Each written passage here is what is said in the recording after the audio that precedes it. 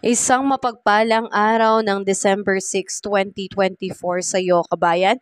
Narito po ang ating latest weather news ngayong araw na ito. Pero bago ang lahat, ako po ay makikisuyo ng like and subscribe at pahit na rin po ng notification bell.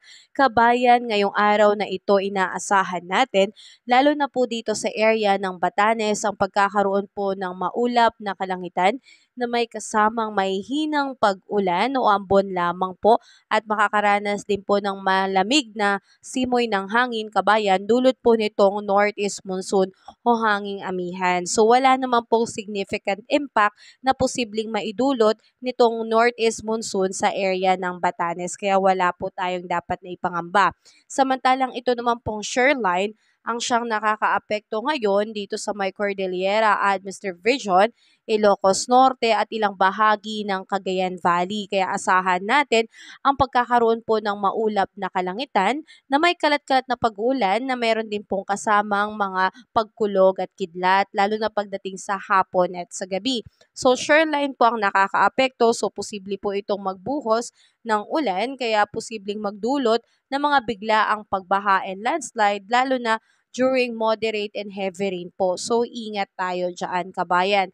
At dito naman po sa atin sa may Metro Manila at ilang bahagi pa ng ating bansa sa umaga hanggang tanghali, maalinsangang panahon ang asahan, pero pagsapit ng hapon at sa gabi, partly cloudy to cloudy skies and isolated rain showers and thunderstorm na po. So dulot po yan, kabayan, ng mga localized thunderstorm. Pinag-iingat pa rin po ang lahat, lalo na po sa mga low-lying areas, posible po ang pagkakaroon ng mga biglaang pagbaha during severe thunderstorm. So kabayan ha, malinaw po yan na itong shoreline at mga localized thunderstorm ang siyang magdadala po ng pag-ulan, lalo na po dito sa mga areas na apektado na binanggit ko na po.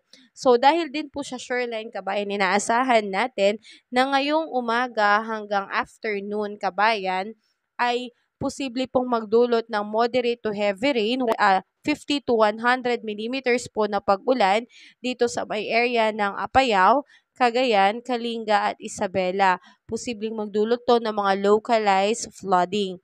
At pagdating naman kinabukasan din, kabayan, December 7, ay dito naman lang po sa area ng Apayao at Cagayan po, posibleng magkaroon ng moderate to heavy rain. Kaya ingat po tayo dyan sa ating mga kapatid na dyan po nakatira.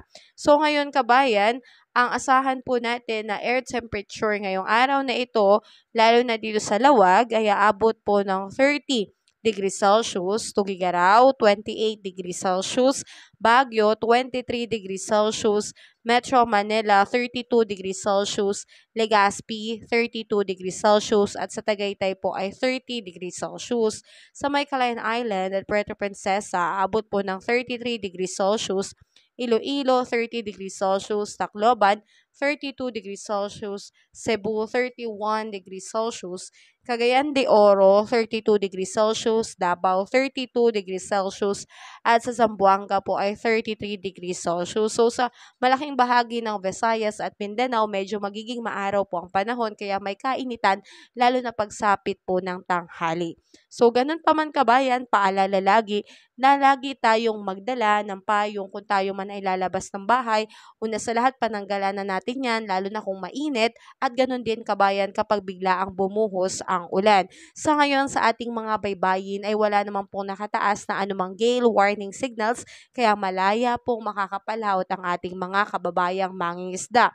At kung nagtatanong ka kung meron na bang bagyo ngayong December 6, ang sagot, kabayan, ay wala pa po. So wala pa po tayong dapat na ipangamba. Ang kailangan lang natin gawin ay maghanda, dahil nga nung nakaraang araw ko pa sinasabi, kabayan, na naglabas na rin po ang DOST Pag-asa ng kanilang forecast na posibleng merong isa hanggang 2 bagyo ang papasok sa loob ng Philippine Area of Responsibility bago matapos itong 2024. Kung magkaganon, kabayan, ito nga po ay tatawagin nating sa local name na Bagyong Kerubin at Bagyong Romina. Pero inuulit ko, kabayan, sa ngayong araw na ito, wala pa po tayong namomonitor na anumang sama ng panahon sa loob at labas ng Philippine Area of Responsibility. So yan po, kabayan, ay good news. Kaya wala ka pong dapat na ipangamba.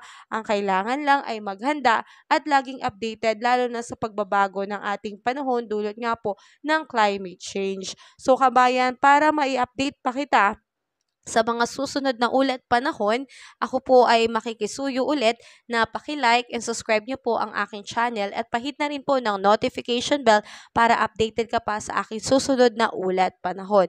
So ingat kabayan, have a safe day sa lahat, lalo na sa iyo kabayan na nakatapos ng video na to. Salamat sa pag-unawa kabayan at salamat sa malawak mong pag-intindi. So ingat kabayan, have a safe day po sa lahat.